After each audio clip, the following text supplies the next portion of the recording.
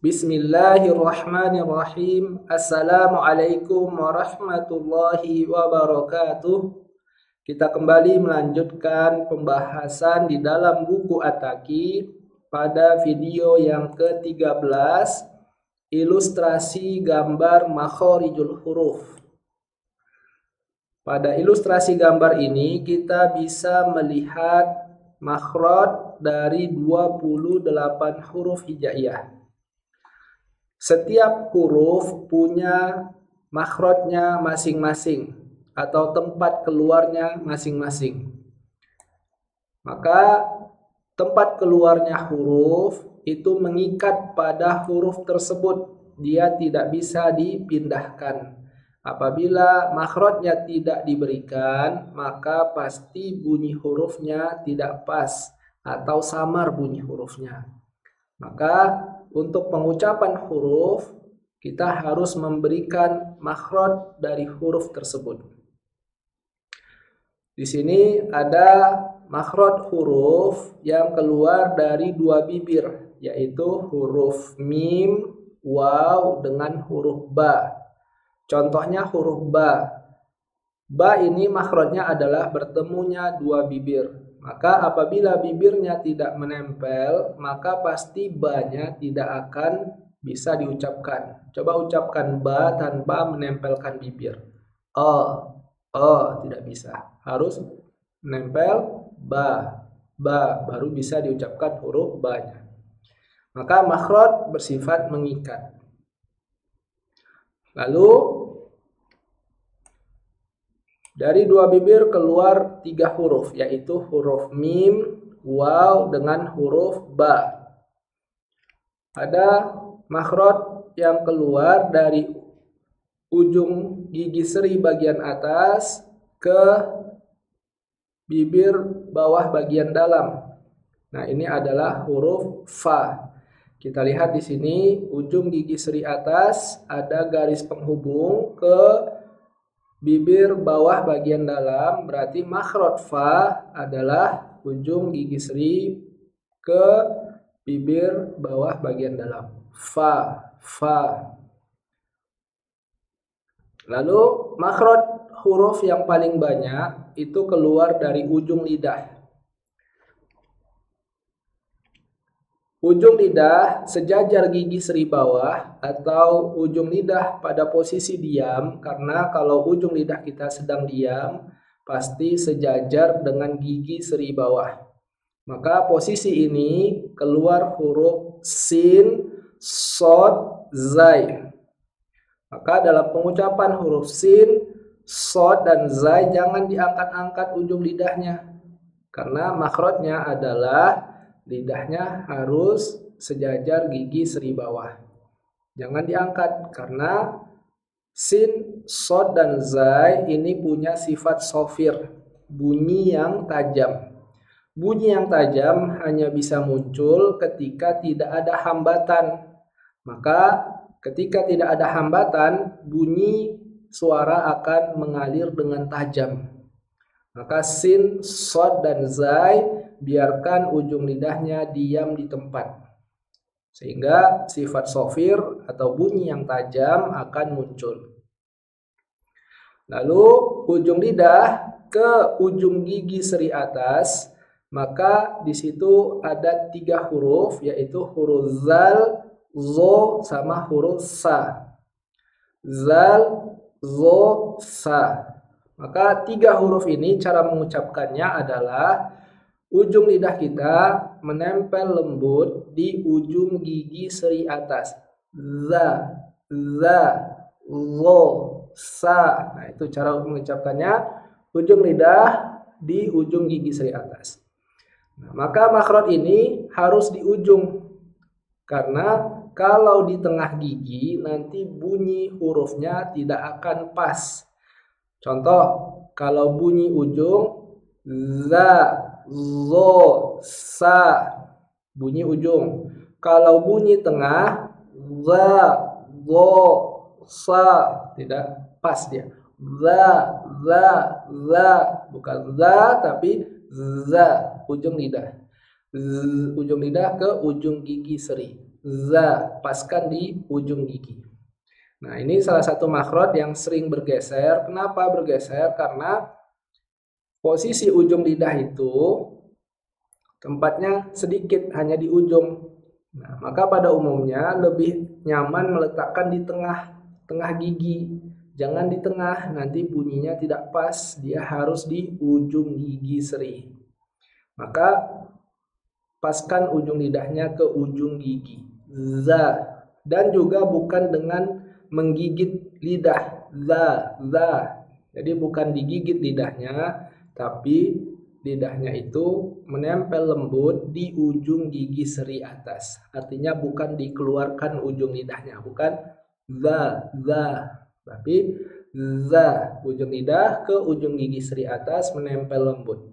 Za, zo, sa, sehingga bunyi rokhwah mengalirnya huruf bisa jelas. Lalu di sini dari ujung lidah ke ujung atau ke pangkal gigi seri atas itu ada huruf dal, to, sama huruf ta. Nah, ini ada garis penghubung, itu artinya ujung lidah di ujung atau di pangkal gigi seri atas. Dal, to, ta. Nah, ini ke pangkal gigi seri atas. Nah, kalau tadi di ujung keluar huruf zal, zo, sama huruf sa. Kalau di pangkal gigi yang dekat gusi namanya pangkal gigi, maka di situ keluar dal, to, sama huruf ta. Maka kita lihat huruf dal, to, sama ta itu dia punya sifat syiddah. Maka kalau ujung lidah kita ke pangkal gigi, dia tidak akan mengeluarkan bunyi rokhwah, mengalirnya bunyi huruf. Karena mengalirnya bunyi huruf itu bisanya hanya di ujung gigi. Itulah sebabnya huruf zal, zo, sama sa harus pas ujung lidahnya ke ujung gigi. Kalau ke tengah gigi atau malah ke pangkal gigi, nanti bunyi rokhwahnya tidak bisa mengalir. Nah, inilah sebabnya sering sekali pengucapan huruf zal, zo, sama sa kehilangan sifat rokhwah. Contoh misalnya di dalam surah Al-Fatihah misalnya. Di sini ada huruf zal, siratal lazi, zi. Jadi bunyi hurufnya itu mengalir, itu namanya sifat rokhwah. Siratal lazi, zi. Jangan dibaca syiddah. Contoh siratal ladzina an'amta 'alaihim. Siratal ladzi. Kenapa ladzi? Karena posisi lidahnya tidak di ujung gigi. Jadi zalnya tidak bisa ngalir. Nah, ini harus diperhatikan. Pengucapan huruf zal ini adalah huruf yang paling sering makhrajnya tidak pas. Karena ujung lidahnya tidak di ujung gigi seri atas. Pastikan di ujung gigi. Kalau di pangkal gigi, yang keluar di situ adalah huruf dal, to, sama huruf ta. Huruf yang punya sifat syiddah. Tidak mengalirnya bunyi huruf itu dari pangkal gigi. Lalu di atasnya ujung lidah ke langit-langit. Depan ada huruf lam. Di sini keluar huruf lam. Lalu di belakangnya ada huruf nun dan di belakangnya ada huruf ro. Lalu di sini ada garis penghubung dari posisi tengah lidah ke langit-langit. Ini artinya makhraj dari huruf ya, shin, dan huruf jim adalah dengan mengangkat tengah lidah. Maka makhraj ya, shin, dan huruf jim makhrajnya tengah lidah. Contoh huruf ya, berarti tengah lidah kita naik. Ya, ai. Nah, misalnya di dalam pengucapan, di dalam ayat Al-Fatihah, surah Al-Fatihah. Nah, ayat yang kelima ada ya di sini, ya yang bertasdid. Maka ingat makhraj dari huruf ya adalah tengah lidah. Maka cara bacanya i, setelah bunyi i, ya di sini kita angkat tengah lidah. Iya. Iya. Jadi bukan i-nya dipanjangin. Jangan dibaca iya. Iya berarti iya-nya tidak bertasydid. Iyyaka na'budu wa iyyaka nasta'in. Bukan, tapi cara bacanya iya. Iya, karena di sini ya bertasydid, maka angkat tengah lidahnya ke langit-langit supaya keluar bunyi sukun dari huruf ya. Karena bunyi tasydid itu adalah bunyi sukun. Maka iyyaka na'budu wa iyyaka nasta'in. Lalu huruf sin. Sin ini makhrajnya tengah lidah. Nah, ini juga perlu diperhatikan. Huruf sin ini tengah lidah ke langit-langit. Bukan dengan memajukan bibir. Sya, bukan, tapi sya. Sya, si, su. Jadi yang naik itu tengah lidahnya saja. Bibirnya jangan ikut-ikut maju. Sya, jangan sya. Shi, jangan, tapi si. Su, bukan su, tapi su. Huruf sin juga bukanlah gabungan huruf S sama Y. Jadi dia ini adalah bunyi huruf yang memang sh, bukan sya, tapi sya. Nah, maka pengucapan huruf sin bukan gabungan seolah dia gabungan S sama Y. Sya, bukan sya, tapi sya. Itulah sebabnya kita kemarin sudah bahas transliterasi tidak bisa mendeskripsikan huruf hijaiyah secara lengkap. Ada keterbatasan. Kalau kita membaca huruf hijaiyah pakai huruf Latin, huruf transliterasi pasti akan tidak pas. Transliterasi hanya alat bantu awal untuk kita bisa membaca Al-Quran. Tapi selanjutnya kita harus belajar mengucapkan huruf hijaiyah dengan menggunakan kaedahnya huruf hijaiyah secara utuh. Huruf jim. Jim juga makhrajnya adalah tengah lidah. Angkat tengah lidahnya.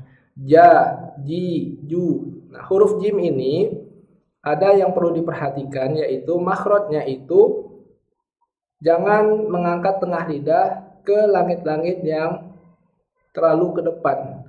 Nanti dia akan berbunyi ca. Karena di dalam huruf kita ada huruf C. C itu makhrajnya juga tengah lidah. Hanya bunyi C itu tengah lidahnya ke langit-langit yang lebih di depan. Ca, ci, cu. Nah, itu huruf C. Huruf C tidak ada dalam Al-Quran. Yang ada huruf jim. Jim ini caranya makhrajnya tengah lidahnya ke langit-langit. Tapi jangan terlalu ke depan langit-langitnya. Agak belakang. Ja, sehingga bunyinya ja, tidak ada bunyi ha-nya. Jangan ca, ci, cu. Jangan. Kalau ada bunyi ha-nya, coba pindahkan tengah lidahnya, naiknya agak langit-langit belakang. Ja, jangan terlalu ke depan. Jangan jangan, tapi ja, ji, ju.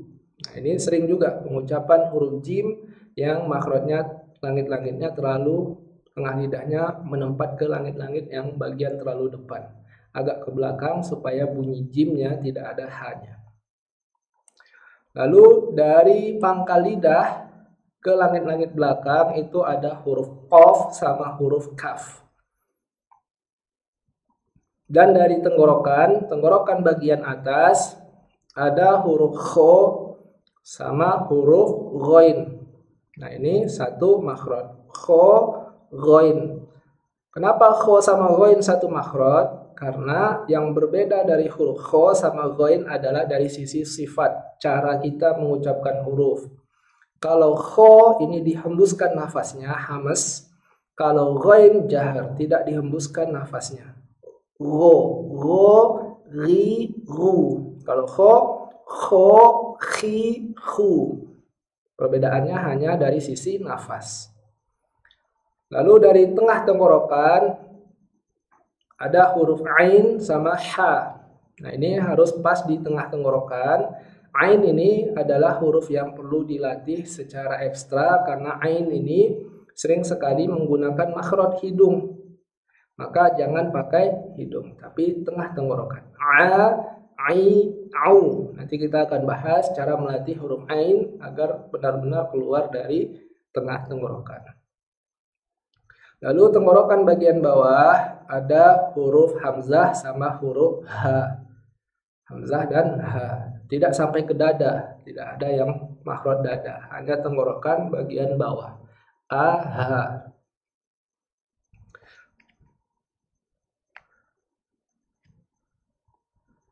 Nah, di sini ada makhraj yang perlu kita pahami juga, yaitu makhraj nun dan huruf makhraj mim.